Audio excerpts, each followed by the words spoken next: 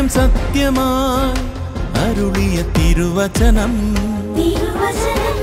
നിത്യസത്യമായി അരുളിയ ദിവ്യവചനം ശാന്തിയായി ദീപമായി നമ്മിൽ തെളിദീപമായിതാ സത്യവചനം വിടുതലായി രക്ഷയായി നവജീവനായിതാ സത്യവചനം സത്യം സത്യമാ സത്യം സത്യമാ സത്യം സത്യമാ സത്യം സത്യമാ.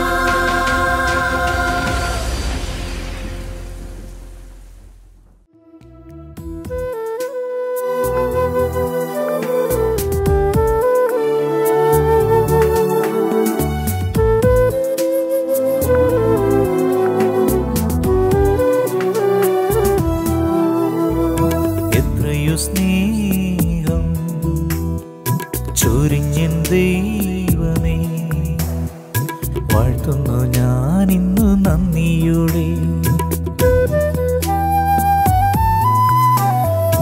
എത്രയോ നന്മകൾ ചൊരിഞ്ഞൻ നാഥാ, വാഴ്ത്തുന്നു ഞാനിന്നു നന്ദിയോടെ, വാഴ്ത്തുന്നു ഞാനിന്നു നന്ദിയോടെ.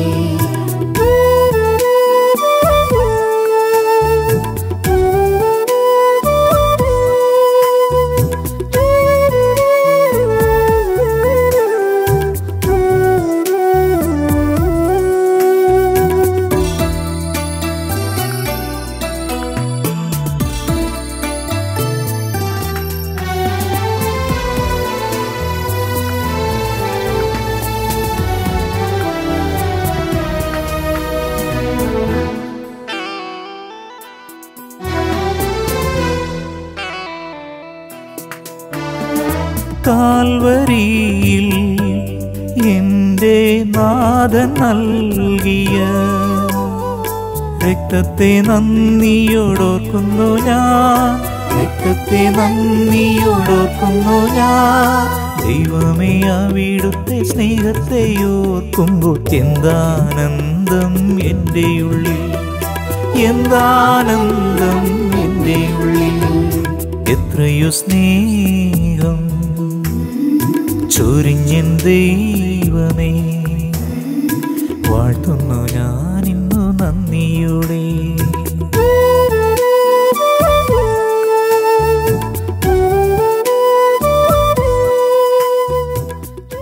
സത്യസത്യമായി എന്ന ദൈവവചന സന്ദേശത്തിലേക്ക് ഏവർക്കും സ്വാഗതം.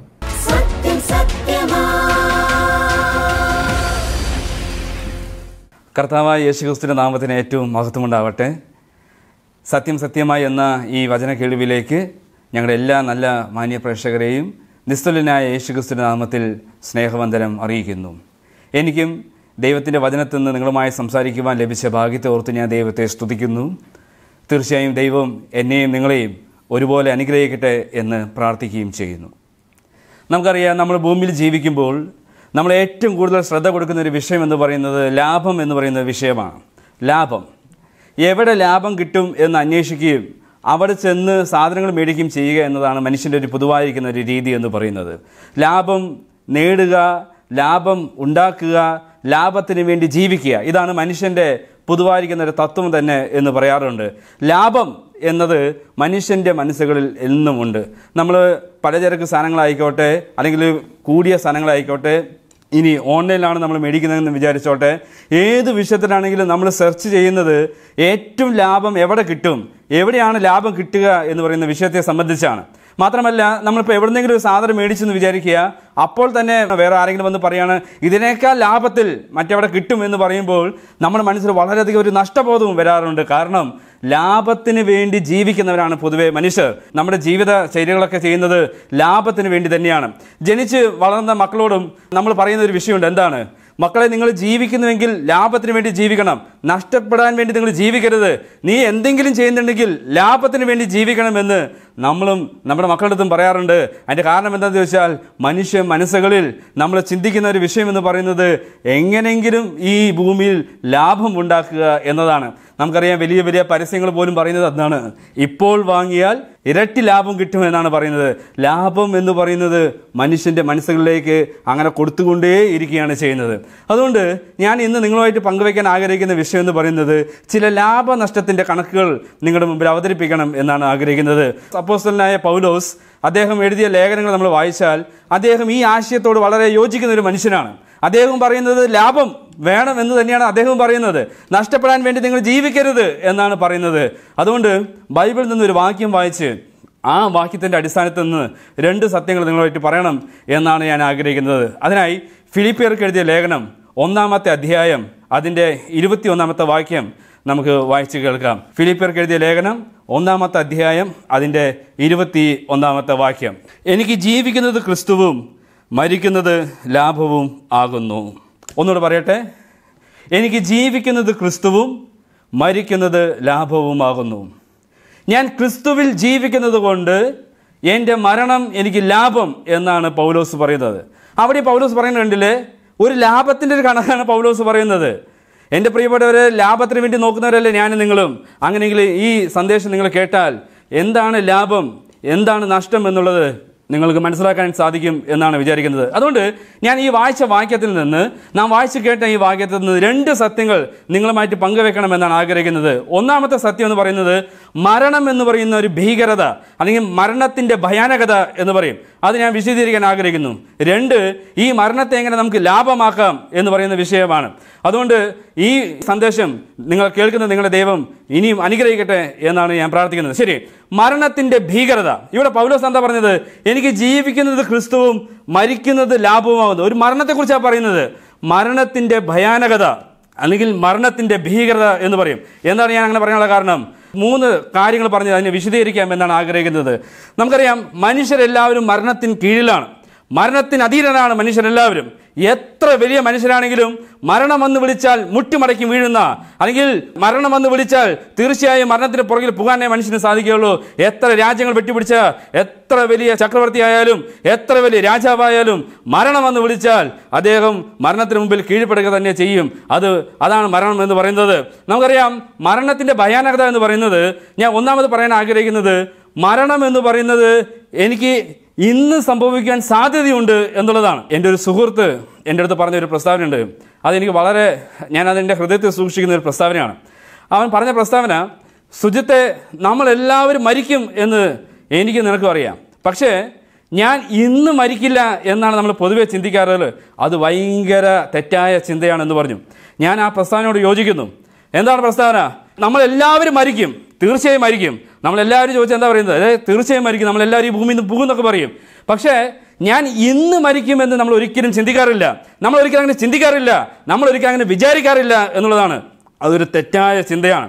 അതുകൊണ്ട് ഞാൻ പറയാൻ ആഗ്രഹിക്കുന്നത്, മരണം എന്ന് പറയുന്നത് എനിക്ക് ഇന്ന് സംഭവിക്കുവാൻ സാധ്യതയുള്ള ഏറ്റവും സാധ്യതയുള്ള ഒരു വിഷയമാണ് മരണം എന്ന് പറയും. നോക്കൂ, നമുക്കറിയാം, രാത്രിയിൽ നമ്മൾ കിടക്കുന്ന സമയത്ത് നമ്മൾ എന്താ ചിന്തിക്കാറുള്ളത്? ഓഫീസിൽ വർക്ക് ചെയ്യുന്നവർ അവർ ചിന്തിക്കുന്നത് നാളെ ചെന്ന് ഇന്ന കാര്യങ്ങൾ ചെയ്യണം, കുറേ വർക്കുകൾ ചെയ്യണം. സ്കൂൾ പഠിക്കുന്ന കുട്ടികളാണെങ്കിൽ ഹോംവർക്ക് ചെയ്യണം, അല്ലെങ്കിൽ ടീച്ചേഴ്സിന് ചോദിക്കുമ്പോൾ ഈ സബ്ജക്റ്റ് പഠിക്കണം, ഉത്തരം പറയണം എന്നൊക്കെ ചിന്തിക്കുന്നത്. ജോലിക്കാരെല്ലാവരും അവരുടെ ജോലിയെ സംബന്ധിച്ച്, വീട്ടമ്മമാരാണെങ്കിൽ നാളെ എന്ത് ഭക്ഷണം ഉണ്ടാക്കണം, എന്തൊക്കെ കറികൾ ഉണ്ടാക്കണം എന്നതിനെക്കുറിച്ചാണ് അവർ ചിന്തിക്കുന്നത്. പക്ഷെ നമ്മൾ ആരും ചിന്തിക്കാത്ത ഒരു വിഷയമുണ്ട്. എന്താണെന്നറിയാമോ? എനിക്ക് നാളെ മരണം സംഭവിക്കാൻ സാധ്യതയുണ്ട് നമ്മൾ ചിന്തിക്കാറില്ല. ഞാൻ മരിക്കുവാൻ സാധ്യതയുള്ള ദിവസമാണ് നാളെ എന്ന് നമ്മൾ ചിന്തിക്കാറില്ല. എൻ്റെ പ്രിയപ്പെട്ടവരെ, അതാണ് മരണത്തിൻ്റെ ഒരു ഭീകരത എന്ന് പറയുന്നത്. കാരണം എപ്പോൾ വേണമെങ്കിൽ മരണം സംഭവിക്കാൻ സാധ്യതയുണ്ട് എന്നാണ് പറയുന്നത്. എൻ്റെ കൂടെ വർക്ക് ചെയ്ത ഒരു ചേട്ടൻ ഒരു ദിവസം വളരെയധികം കരഞ്ഞിട്ട് വന്നു. അപ്പോൾ ഞങ്ങൾ ചോദിച്ചു, എന്താ ചേട്ടാ കരയാനുള്ള കാരണം എന്താണെന്ന് ചോദിച്ചു. അപ്പോൾ അദ്ദേഹം പറഞ്ഞു, ഇന്നലെ രാത്രി ഞാൻ എൻ്റെ ഒരു കൂട്ടുകാരനായിട്ട് ഞാൻ സംസാരിച്ചു, ഇന്ന് രാവിലെ അദ്ദേഹം മരിച്ചു എന്നാണ് ഞാൻ കേൾക്കുന്നത് പറഞ്ഞു. അദ്ദേഹം ഭയങ്കര ഞെട്ടലോടുകൂടെ കരഞ്ഞു. അപ്പോൾ ഞാൻ പറയുന്നത്, ഈ രാത്രി കിടക്കുന്ന മനുഷ്യൻ ഒരിക്കലും ചിന്തിച്ചില്ല നാളെ എൻ്റെ വാർത്ത മരണമായിരിക്കും എന്ന് അദ്ദേഹം ഒരിക്കലും ചിന്തിച്ചില്ല. ഈ തലേ ദിവസം സംസാരിച്ച ഈ മനുഷ്യൻ ചിന്തിച്ചില്ല ഇദ്ദേഹം മരിക്കാൻ സാധ്യതയുള്ളവരാണെന്നും നമ്മൾ ആരാണ് ചിന്തിക്കാറില്ല. പക്ഷേ മരണത്തിൻ്റെ ഭീകരത എന്ന് പറയുന്നത് എൻ്റെ ജീവിതത്തിൽ മരണം എപ്പോൾ വേണമെങ്കിലും സംഭവിക്കാൻ സാധ്യതയുണ്ട് എന്നുള്ളതാണ്. അതുകൊണ്ട് മരണത്തെക്കുറിച്ച് നമ്മൾ ആ നിലയിൽ ചിന്തിക്കണം എന്നതാണ് ഞാൻ പറയാനായിട്ട് ആഗ്രഹിക്കുന്നത്. മരണത്തെക്കുറിച്ച് പറയുമ്പോൾ രണ്ടാമത് അതിൻ്റെ ഭീകരത അല്ലെങ്കിൽ അത് നമുക്ക് ഭയാനകമായി തീരാനുള്ള കാരണം എന്ന് പറയുന്നത് മരണത്തെ നമുക്കൊരിക്കലും പ്രവചിക്കാനായിട്ട് സാധിക്കുകയില്ല എന്നുള്ളതാണ്. മരണത്തെ നമുക്കൊരിക്കലും പ്രവചിക്കാൻ സാധിക്കുകയില്ല. ഞാൻ ഇത്ര നാൾ ജീവിക്കുമെന്ന് നമുക്ക് പറയാൻ സാധിക്കുകയില്ല. ഇവൻ എത്ര വർഷം ജീവിക്കും, എനിക്ക് ഇവന് നല്ല ആയുസ് ഉണ്ടാവും എന്നൊന്നും പറയാനായിട്ട് ആർക്കും സാധിക്കുകയില്ല. കാരണം മരണം എന്ന് പറയുന്നത് നമുക്ക് പ്രെഡിക്റ്റ് ചെയ്യുവാൻ, പ്രവചിക്കുവാൻ സാധിക്കാതെ വണ്ണം മരണം ഭയങ്കര ഭീകരമായിരിക്കുന്ന ഒരു അവസ്ഥയാണ്. പണ്ട് ഒരു ഗുണ്ടാ മനുഷ്യനുണ്ടായിരുന്നു. അടിയും കൊലയൊക്കെ നടക്കുന്നൊരു ഭയങ്കര ഗുണ്ടാ മനുഷ്യൻ. അദ്ദേഹത്തിൻ്റെ ജോലി എന്ന് പറഞ്ഞാൽ ഇങ്ങനെ തല്ലുക, കൊല്ലുക, അതാണ് ജീവിതത്തിൻ്റെ ലക്ഷ്യം തന്നെ. അപ്പോൾ ഒരു ദിവസം ഇദ്ദേഹത്തിന് ഒരു അടിപിടി കേസിൽ ഇദ്ദേഹത്തിൻ്റെ എതിരാളി ഒരു കത്തിയെടുത്ത് ഇദ്ദേഹത്തിൻ്റെ വയറ്റിൽ കുത്തി. ഈ വയറ്റിൽ കുത്തിയപ്പോൾ ഇദ്ദേഹം ആശുപത്രിയിലായി. അപ്പോൾ അദ്ദേഹം വളരെ പേടിച്ചു. കാരണം എന്താണ്, എനിക്കും മരണം സംഭവിക്കാനുള്ള സാധ്യതയുണ്ട് എന്ന് ഇദ്ദേഹം പേടിച്ചു പോയി. കാരണം ഇദ്ദേഹത്തിന് ആദ്യമായിട്ട് വയറ്റിൽ കുത്തു കിട്ടുന്നത്. അദ്ദേഹം മരണത്തെക്കുറിച്ചുള്ള ചിന്ത തൻ്റെ മനസ്സിൽ വന്നു.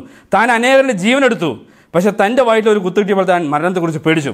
താൻ ഉടനെ ഒരു ജോത്സ്യൻ്റെ അടുക്കൽ ചെന്നു.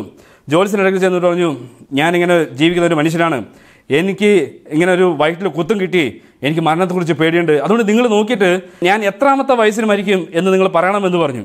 അപ്പോൾ ഈ ജോത്സ്യൻ പറഞ്ഞു, ഞാൻ പറയാം, പക്ഷേ ചിലപ്പോൾ നിങ്ങൾക്ക് ഇഷ്ടപ്പെടാം, ചിലപ്പോൾ ഇഷ്ടപ്പെടാതിരിക്കാം. അപ്പോൾ ഗുണ്ടാ മനുഷ്യൻ പറഞ്ഞു, ഇല്ല കുഴപ്പമില്ല, നിങ്ങൾ എൻ്റെ നോക്കിയിട്ട് എൻ്റെ ആയുസ് പറയണമെന്ന് പറഞ്ഞു. അങ്ങനെ ഈ ജോത്സ്യൻ അദ്ദേഹത്തിൻ്റെ കൈ നോക്കി കൂട്ടി കുറച്ച് കുടിച്ചു, എല്ലാം നോക്കിയിട്ട് അദ്ദേഹം പറഞ്ഞു, വളരെ സങ്കടത്തോടെ ചോദിച്ചു, നിങ്ങൾക്കിപ്പോൾ എത്ര വയസ്സായി എന്ന് ചോദിച്ചു. അപ്പോൾ ഗുണ്ടാ മനുഷ്യൻ പറഞ്ഞു, എനിക്കിപ്പോൾ 41 വയസ്സായി എന്ന് പറഞ്ഞു. അപ്പോൾ ജോത്സ്യൻ പറഞ്ഞു, സങ്കടമുണ്ട്, നിങ്ങൾ 44-ാമത്തെ വയസ്സിൽ മരിക്കുമെന്ന് പറഞ്ഞു. ഇത് കേട്ടപാടെ ഈ ഗുണ്ടാ മനുഷ്യൻ അല്ലെങ്കിൽ തല്ലിപ്പൊളിയായി ജീവിക്കുന്ന ആ മനുഷ്യന് വളരെ ഭയവും ഒപ്പം ദേഷ്യവും എല്ലാം വന്നു. അപ്പോൾ അദ്ദേഹം തിരിച്ച് ഈ ജോത്സ്യൻ്റെ അടുത്ത് ചോദിച്ചു, അല്ല ഞങ്ങളുടെയൊക്കെ ഭാവി നോക്കുന്നത് നിങ്ങളുടെ ഭാവി നോക്കിയിട്ടുണ്ടോ, നിങ്ങൾ എത്രാമത്തെ വയസ്സിൽ മരിക്കാമെന്ന് നിങ്ങൾ ചിന്തിച്ചിട്ടുണ്ടോ എന്ന് ചോദിച്ചു. അപ്പോൾ അദ്ദേഹം പറഞ്ഞു, ഞാൻ നോക്കിയിട്ടുണ്ടെന്ന് പറഞ്ഞു. നിങ്ങൾക്ക് അപ്പോൾ എന്താ തോന്നുന്നു ചോദിച്ചു. അപ്പോൾ അദ്ദേഹം പറഞ്ഞു, എനിക്കിപ്പോൾ 61 വയസ്സായി, ഞാൻ 78-ാമത്തെ വയസ്സിൽ സുഖമരണം സംഭവിക്കും എന്നാണ് പറഞ്ഞതെന്ന് പറഞ്ഞു. ഇത് കേട്ടപാടെ ഈ മനുഷ്യന് ദേഷ്യം വന്ന് തൻ്റെ കയ്യിലിടുന്ന കത്തിയെടുത്ത് അദ്ദേഹത്തെ കുത്തി കൊന്നു. എൻ്റെ പ്രിയപ്പെട്ടവരെ, ഇതാണ് മരണം എന്ന് പറയുന്നത്. മരണത്തെ ആർക്ക് പ്രവചിക്കാൻ സാധിക്കുന്നത്? ഇദ്ദേഹം 44-ാമത്തെ വയസ്സിൽ ജീവിക്കുമെന്ന് പറഞ്ഞ മനുഷ്യൻ അദ്ദേഹം 52-ാമത്തെ വയസ്സിൽ ഒരു പനി വന്ന് മരിച്ചു പോയെന്നാണ് പറയുന്നത്. പക്ഷേ 78 വയസ്സ് വരെ ജീവിക്കുമെന്ന് പറഞ്ഞ മനുഷ്യൻ അവൻ ഇതാ ആ സ്പോട്ടിൽ തന്നെ 61-ാമത്തെ വയസ്സിൽ തന്നെ മരിച്ചു പോകുകയും ചെയ്യുന്നത്. മരണത്തെ ആർക്കാണ് പ്രവചിക്കാൻ സാധിക്കുന്നത്? ആർക്കും പ്രവചിക്കാൻ കഴിയാതെ വണ്ണം മരണം എന്ന് പറയുന്നത് നമ്മുടെ ജീവിതത്തിൽ എപ്പോൾ വേണമെങ്കിലും സംഭവിക്കാം. അതാണ് മരണത്തിൻ്റെ ഭയാനകത, അതാണ് മരണത്തിൻ്റെ ഭീതി എന്ന് പറയുന്നത്. കാരണം എന്താ, എപ്പോൾ വേണമെങ്കിലും സംഭവിക്കാം. അതുകൊണ്ട് എൻ്റെ പ്രിയപ്പെട്ട മരണത്തെക്കുറിച്ച് നമ്മൾ അങ്ങനെ ചിന്തിക്കണം എന്നുള്ളതാണ്. പണ്ട് ഒരു ലോട്ടറിക്കാരൻ്റെ അടുക്കൽ വന്നിട്ട് ഒരു മനുഷ്യൻ ചോദിച്ചു, നിങ്ങൾക്ക് മരണത്തെക്കുറിച്ച് എന്താണ് പറയാനുള്ളതെന്ന് ചോദിച്ചു. അപ്പോൾ ആ ലോട്ടറി കച്ചവടക്കാരൻ പറഞ്ഞു, ഞാൻ എൻ്റെ കച്ചവടം ചെയ്യുന്നത് തന്നെയാണ് പറയാനുള്ളത് പറഞ്ഞു. അപ്പോൾ ചോദിച്ച ആൾ പറഞ്ഞു, എനിക്ക് മനസ്സിലായില്ല, ഒന്നുകൂടെ വിശദീകരിക്കാമെന്ന് ചോദിച്ചു. ഞങ്ങളുടെ കച്ചവടം എന്ന് പറയുന്നത് ഇന്നാണ് ഭാഗ്യം എന്നാണ്. ഒരു പക്ഷേ നാളെയാണ് ഭാഗ്യം, ഇതാണ് ഞങ്ങളുടെ പ്രസ്ഥാനം എന്ന് പറഞ്ഞു. മരണത്തെക്കുറിച്ച് എനിക്ക് അതാ പറയാനുള്ളത് പറഞ്ഞു. ഇന്ന് മരിക്കാൻ സാധ്യതയുണ്ട്, ഇന്നാണ് മരിക്കും, ഇന്ന് മരിച്ചില്ലേ നാളെ മരിക്കാനുള്ള സാധ്യതയുണ്ട് എന്നാണ് പറയുന്നത്. മാത്രമല്ല അദ്ദേഹം പറഞ്ഞു, ഞങ്ങൾ ഈ ലോട്ടറി കച്ചവടം ചെയ്യുമ്പോൾ ഒരു കാര്യം കൂടെ പറയും, ആർക്ക് എങ്ങനെ എപ്പോൾ എവിടെ എങ്ങനെ എന്ന് വിശദീകരിക്കാൻ ഞങ്ങൾക്ക് സാധിക്കില്ല. അതാണ് ഞങ്ങൾ ഭാഗ്യത്തെക്കുറിച്ച് പറയുന്നത്. മരണവും അങ്ങനെ തന്നെ എന്ന് പറഞ്ഞു. കാരണം എന്താ, ആർക്കാണ് മരണം സംഭവിക്കുക അറിയില്ല, എപ്പോഴാണ് സംഭവിക്കുക അറിയില്ല, എവിടെയാണ് സംഭവിക്കുക അറിയില്ല, എന്തുകൊണ്ടാണ് സംഭവിക്കുക അറിയില്ല. തലേ രാത്രി കിടക്കുന്നു, പിറ്റേന്ന് അദ്ദേഹം നമ്മൾ എണിക്കുന്നില്ല, അദ്ദേഹം മരിച്ചുപോയി. നമ്മൾ പറയും കാർഡിയാക് അറസ്റ്റ്, അല്ലെങ്കിൽ ഹൃദയാഘാതം സംഭവിച്ചു, അല്ലെങ്കിൽ ഹാർട്ട് അറ്റാക്ക് വന്നു, സൈലന്റ് അറ്റാക്ക് എന്നൊക്കെ നമ്മൾ പറഞ്ഞ് അതിന് ഓമന പേരുകൾ വിളിക്കും. പക്ഷെ ഞാൻ നിങ്ങൾ മനസ്സിലാക്കണം, മരണം എന്ന് പറയുന്നത് നമുക്ക് പ്രവചിക്കാൻ സാധിക്കുകയില്ല എന്നുള്ളതാണ്.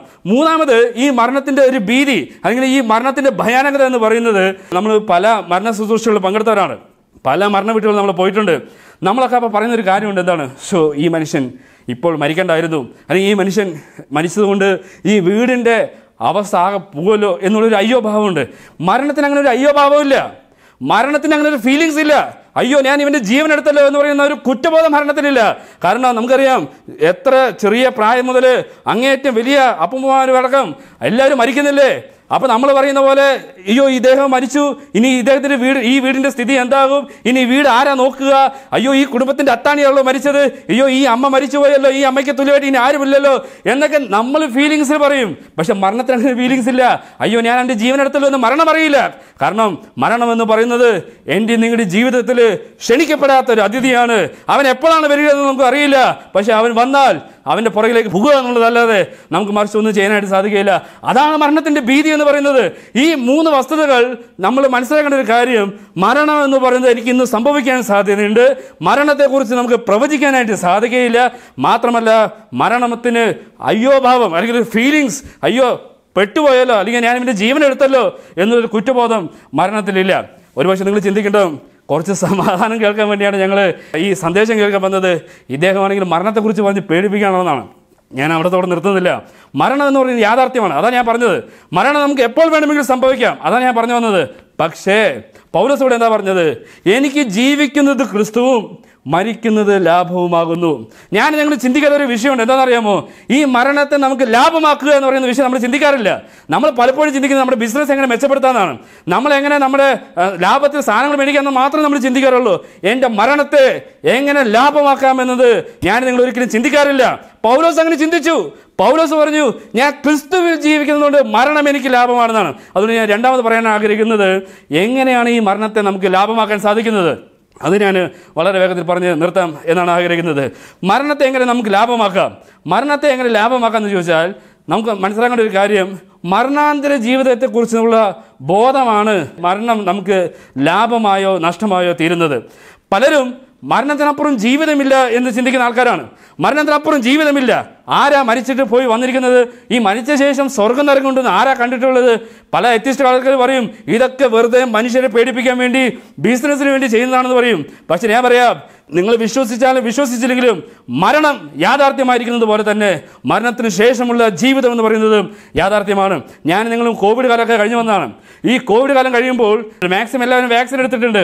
ഇപ്പോൾ വാക്സിൻ എടുത്തതിനെക്കുറിച്ച് വളരെ ആശങ്കയുണ്ട്. ശരി, എന്തായാലും വാക്സിൻ നമ്മളെടുത്തു. വാക്സിൻ എടുത്തപ്പോൾ ഈ വാക്സിൻ കണ്ടുപിടിച്ച ശാസ്ത്രജ്ഞന്മാർ എന്താ പറഞ്ഞത്? ഇത് നിങ്ങളെ മരണത്തിൽ നിന്ന് രക്ഷിക്കുന്നല്ല പറഞ്ഞത്, ഒരിക്കലും നിങ്ങൾ മരിക്കുകയില്ല എന്നല്ല പറഞ്ഞത്, ഇത് നിങ്ങൾക്ക് ചെറിയൊരു സഹായം എന്ന് മാത്രമേ അവർ പറഞ്ഞുള്ളൂ. കാരണം എന്തെന്നറിയാമോ? മരണം എന്ന് പറയുന്നത് ദൈവം നിയമിച്ചിരിക്കുന്ന കാര്യമാണ്. അതാണ് എബ്രായ ലേഖനത്തിൽ പറഞ്ഞത്. എന്താ പറഞ്ഞത്? എബ്രായ ലേഖനത്തിൽ പറഞ്ഞപ്പോൾ പറഞ്ഞു, ഒരിക്കൽ മനുഷ്യൻ മരിക്കും, പിന്നെ ന്യായവിധിയും ദൈവം മനുഷ്യനെ നിയമിച്ചിരിക്കുന്നു എന്നാണ്. ദൈവം നിയമിച്ച വിഷയമാണ് മരണമെങ്കിൽ ദൈവം നിയമിച്ച വിഷയം തന്നെയാണ് ന്യായവിധി അല്ലെങ്കിൽ മരണാന്തര ജീവിതം എന്ന് പറയും. എൻ്റെ പ്രിയപ്പെട്ട വയറ്റിൽ ജനിച്ച് വളരുന്ന ഒരു കുഞ്ഞ്, ആ കുഞ്ഞ് പറയാണ് പുറത്തൊരു ലോകമില്ല, ഇത് തന്നെയാണ് എൻ്റെ ലോകം. ഈ അവസ്ഥയിൽ നിന്ന് പുറത്തുപോയി ഈ അകത്തേക്ക് വന്നവർ ആരുമില്ല, അതുകൊണ്ട് ഞാൻ പുറത്തൊരു ജീവിതമുണ്ടെന്ന് വിശ്വസിക്കുന്നില്ല എന്ന് പറഞ്ഞാൽ നമ്മളെന്ത് പറയും? അല്ല കുഞ്ഞെ, പുറത്ത് വലിയൊരു ലോകമുണ്ട്, വളരെ മനോഹരമായൊരു ലോകമുണ്ട്, നീ കാണുവാൻ കൊതിക്കുള്ള ഒത്തിരി കാഴ്ചകളുള്ള ലോകമുണ്ട് എന്ന് പറയുമ്പോൾ ആ ശിശു പറയാണ്, ഇല്ല, ഈ ഗർഭപാത്രമാണ് എൻ്റെ ലോകം, ഈ ഗർഭപാത്രത്തിൽ തന്നെയാണ് ഞാൻ ജീവിക്കുന്നതും, ഈ ഗർഭപാത്രത്തിൽ തന്നെയാണ് എൻ്റെ ആയുസ് കഴിയുന്നതെന്ന് പറഞ്ഞാൽ നമ്മളെന്ത് പറയും? അത് വല്ലാത്തൊരു മണ്ടത്തരമാണെന്ന് പറയും. എന്ന് പറഞ്ഞ പോലെ തന്നെയാണ് മരണാന്തര ജീവിതത്തെക്കുറിച്ച് നമ്മൾ മനസ്സിലാക്കേണ്ടത്. മരണത്തിന് ശേഷം ഒരു ജീവിതമുണ്ട്. അത് ബൈബിൾ വളരെ വ്യക്തമായും വസ്തുനിഷ്ഠമായും പഠിപ്പിക്കുന്ന ഒരു വസ്തുതയാണ്. ഏത് ഇതിഹാസത്തിൽ ചെന്നാലും മറ്റേത് പ്രസ്ഥാനത്തിൽ ചെന്നാലും അവർക്ക് ആർക്കും പറയാൻ സാധിക്കാത്ത ഒരു വിഷയമാണ് മരണാന്തര ജീവിതത്തെക്കുറിച്ച്. പലരും പറയും മരണത്തിന് ശേഷം നമ്മൾ നല്ല കാര്യങ്ങളൊക്കെ ചെയ്താൽ വല്ല പക്ഷികളായോ മൃഗമായോ അല്ലെങ്കിൽ എന്തെങ്കിലും ഒരു വേറൊരു ജന്മം എടുത്തൊക്കെ വരുമെന്നൊക്കെ വിശ്വസിക്കുന്ന ഒരു കൂട്ടരുണ്ട്. എന്നാൽ ബൈബിൾ പറയുന്നത് മരണത്തിന് ശേഷം 2 സ്ഥലങ്ങളാണ് മനുഷ്യനുള്ളത്. ഒന്ന് നിത്യമായിരിക്കുന്ന സ്വർഗം, അല്ലെങ്കിൽ നിത്യമായിരിക്കുന്ന നരകം. അപ്പം മരണം എങ്ങനെ എനിക്ക് ലാഭമായി തീരുന്നത്? ഞാൻ മരിച്ചു കഴിഞ്ഞാൽ എവിടേക്ക് പോകും എന്നതിൻ്റെ തിരിച്ചറിവാണ് മരണം എനിക്ക് ലാഭമായി തീരുന്നത്. അതുകൊണ്ട് പൗലോസ് പറഞ്ഞു, ക്രിസ്തുവിൽ ഞാൻ ജീവിക്കുന്നത് കൊണ്ട് എനിക്ക് മരണം ലാഭമാണ്. എൻ്റെ പ്രിയപ്പെട്ടവരെ, മരണം എങ്ങനെ ലാഭകരമാക്കാം? ഞാൻ പറയാം, യേശു ക്രിസ്തുവിലുള്ള വിശ്വാസമാണ് മരണത്തെ നമുക്ക് ലാഭകരമായി തീർക്കുന്നത്. കാരണം യേശു ക്രിസ്തു മരണത്തെ തോൽപ്പിച്ചവനാണ്. അവൻ മരണത്തെ തോൽപ്പിച്ച് 3-ാം നാൾ ഉയർത്തെഴുന്നേറ്റ്, ഹേ മരണമേ നിന്റെ വിജയം എവിടെ, ഹേ മരണമേ നിന്റെ വിഷമുള്ളത് എവിടെ എന്ന് പറഞ്ഞ് പ്രസ്താവിച്ച, ക്രൂശിന്മേൽ ജയോത്സവം കൊണ്ടാടിയ ക്രിസ്തുവിനെ ഞാൻ നിങ്ങളും വിശ്വസിക്കണം എന്നാണ് ഞാൻ പറയുന്നത്. ആ വിശ്വാസത്തിൻ്റെ അടിസ്ഥാനത്തിലാണ് മരണം നമുക്ക് ലാഭകരമായി തീരുന്നത്. ഞാൻ കർത്താവായ യേശുക്രിസ്തുവിൽ വിശ്വസിക്കുമ്പോൾ, ഈ മരണത്തെ തോൽപ്പിച്ച യേശുക്രിസ്തുവിൽ ഞാൻ വിശ്വസിക്കുമ്പോൾ എനിക്കും മരണത്തെ ജയിക്കുവാനായിട്ട് സാധിക്കും. നമ്മൾ ഈ ലാഭനഷ്ട കണക്ക് ഞാൻ പറഞ്ഞല്ലോ. അപ്പോൾ നമ്മളൊരു ബിസിനസ്സുകാരനെ നമ്മൾ സമീപിക്കുമ്പോൾ, ഒരു ബിസിനസ്സുകാരൻ്റെ ബിസിനസ് വിജയിച്ചു എന്ന് നമ്മൾ എന്താ പറയുന്നത്? അദ്ദേഹത്തിൻ്റെ ലാഭത്തിൻ്റെ കണക്കിലാണ്. അപ്പോൾ ആ ലാഭം സംഭവിച്ചതുകൊണ്ടാണ് അദ്ദേഹം പറയുന്നത് എൻ്റെ ബിസിനസ് വിജയിച്ചു എന്ന് പറയും. അപ്പോൾ നമ്മൾ അഡ്വൈസ് എടുക്കുകയാണെങ്കിൽ നമ്മൾ എന്ത് ചെയ്യും? ഇങ്ങനെ ലാഭത്തിലെത്തിയ അല്ലെങ്കിൽ നല്ല സ്ഥിതിയിൽ നിൽക്കുന്ന ബിസിനസ്സുകാരെയാണ് നമ്മൾ മീറ്റ് ചെയ്യുക. കാരണം എന്താ? അദ്ദേഹം പറയുന്ന വാക്കിന് നമ്മൾ വില കൊടുക്കും. കാരണം അദ്ദേഹം വിജയിച്ച ഒരാളാണ് എന്ന് പറഞ്ഞ പോലെ. ഞാൻ അത് പറഞ്ഞ ഉദാഹരണം ബലഹീനമാണ് എങ്കിലും ഞാൻ പറയാം, യേശുക്രിസ്തു എന്ന് പറയുന്നത് മരണത്തെ തോൽപ്പിച്ച, മരണത്തിന്മേൽ വിജയം കൊണ്ട, ഇന്നും നിങ്ങൾ ചെന്നാൽ ഒഴിഞ്ഞ കല്ലറകളെ കാണാനായിട്ട് സാധിക്കും. അവിടെ പറയുന്നത് എന്താണെന്ന് ചോദിച്ചാൽ, അവൻ ഇവിടെ ഇല്ല, അവൻ ഉയർത്തെഴുന്നേറ്റിരിക്കുന്നു എന്നുള്ളതാണ്. യേശുക്രിസ്തു പാപത്തിന് പരിഹാരം വരുത്തി കാൽവരി ക്രൂശിൽ മരിച്ച് അടക്കപ്പെട്ട് 3-ാം ദിവസം ഉയർത്തെഴുന്നേറ്റ്, പത്രോസിന്റെ ഭാഷയിൽ പറഞ്ഞാൽ മരണം അവനെ പിടിച്ചു വെക്കുക എന്നത് അസാധ്യമായിരുന്നു. അതുകൊണ്ട് മരണത്തിന്മേൽ വിജയം കൊണ്ടവനായ യേശുക്രിസ്തുവിൽ ഞാൻ നിങ്ങൾ വിശ്വസിച്ചാൽ, കർത്താവ് പറഞ്ഞു, എന്നിൽ വിശ്വസിക്കുന്നവൻ മരിച്ചാലും ജീവിക്കും. ഞാൻ ഈ പറഞ്ഞത് ഈ ഭൗതികമായിരിക്കുന്ന മരണത്തിൽ നിന്ന് രക്ഷപ്പെടാൻ വേണ്ടിയല്ല. കാരണം നമ്മളെല്ലാവരും മരിക്കുക എന്നുള്ളത് യാഥാർത്ഥ്യമാണ്. ഈ ഭൗതികമായിരിക്കുന്ന മരണത്തിൽ നിന്ന് രക്ഷപ്പെടുക എന്നുള്ളതല്ല, നമ്മുടെ ആത്മാവിൻ്റെ മരണവുമായി ബന്ധപ്പെട്ട്, നമ്മുടെ ആത്മാവിൻ്റെ നിത്യതയുമായി ബന്ധപ്പെട്ട് അത് എവിടെയായിരിക്കുന്നു എന്നുള്ളതിനെ കുറിച്ചാണ്. കർത്താവായ യേശുക്രിസ്തുവിൽ നിങ്ങൾ വിശ്വസിക്കുന്നുവെങ്കിൽ, കർത്താവായ യേശുക്രിസ്തുവിൻ്റെ പാപപരിഹാര ബലിയിൽ നിങ്ങൾ വിശ്വസിക്കുന്നുവെങ്കിൽ, പൗലോസ് പറഞ്ഞതുപോലെ ഞാൻ ക്രിസ്തുവിൽ ജീവിക്കുന്നത് കൊണ്ട് എനിക്ക് മരണ ലാഭമാണ്. ഞാൻ എത്രയും വേഗം യേശുക്രിസ്തുവിന്റെ അടുക്കൽ എത്തുമെന്നാണ് പറയുന്നത്. അവിടെ കരച്ചിലില്ല, കണ്ണുനീരില്ല, അവിടെ മുറവിളിയില്ല, അവിടെ രോഗമില്ല. എൻ്റെ പ്രിയപ്പെട്ടവരെ, നിത്യത എന്ന് പറയുന്നത് ദൈവത്തോടു കൂടി ഒരുമിച്ചിരിക്കുന്ന വലിയ ഭയങ്കരമായിരിക്കുന്ന അവസ്ഥ. എൻ്റെ മുത്തശ്ശൻ, അദ്ദേഹം കുറേ നാൾ ആശുപത്രിയിൽ കടന്നു, ഒത്തിരി ഇഞ്ചക്ഷൻ എടുത്തു. അദ്ദേഹം അവസാനം രക്ഷിക്കപ്പെടുന്ന സമയത്ത് അദ്ദേഹം പറഞ്ഞു, സുജിത്തെ, ഇനി എന്നെക്കുറിച്ച് ഭയപ്പെടേണ്ട, കാരണം ഞാൻ ഇനി പോകുന്നത് നിത്യതയിലേക്കാണ്.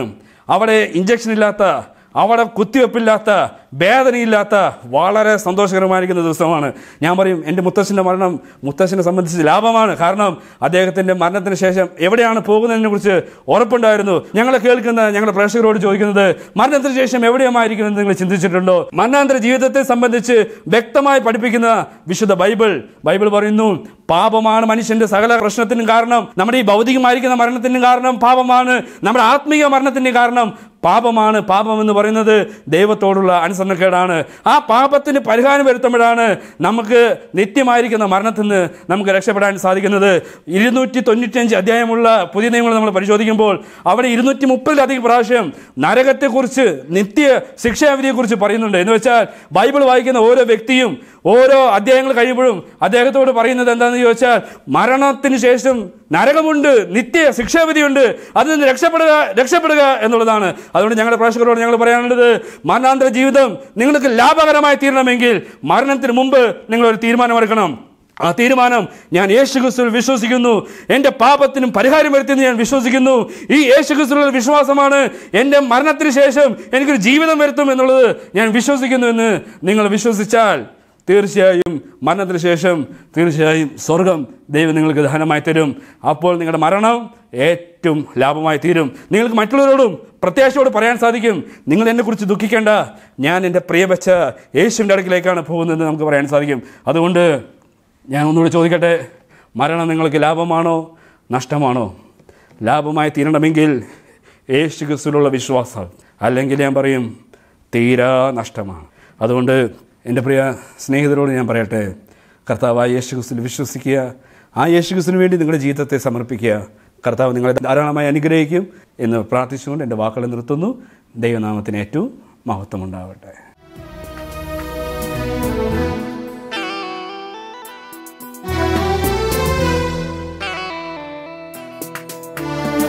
സ്വന്ത ജീവൻ ബലിയായി നൽകിയ സ്നേഹത്തെ നന്ദിയോടോർക്കുന്നു ഞാൻ, സ്നേഹത്തെ നന്ദിയോടോർക്കുന്നു ഞാൻ.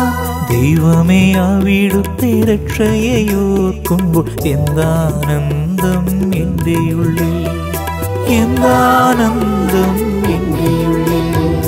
എത്രയോ സ്നേഹം ചൊരിഞ്ഞിൻ ദൈവമേ, വാഴ്ത്തുന്നു ഞാൻ ഇന്നു നന്ദി.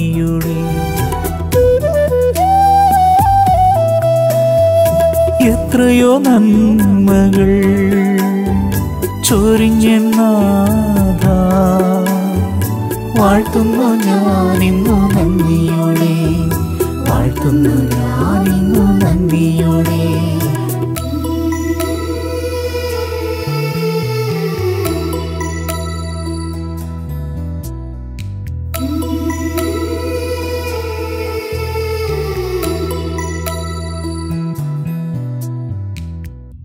നമ്മുടെ മരണം അത് ലാഭമാണോ എന്ന് ചിന്തിച്ചിട്ടുണ്ടോ?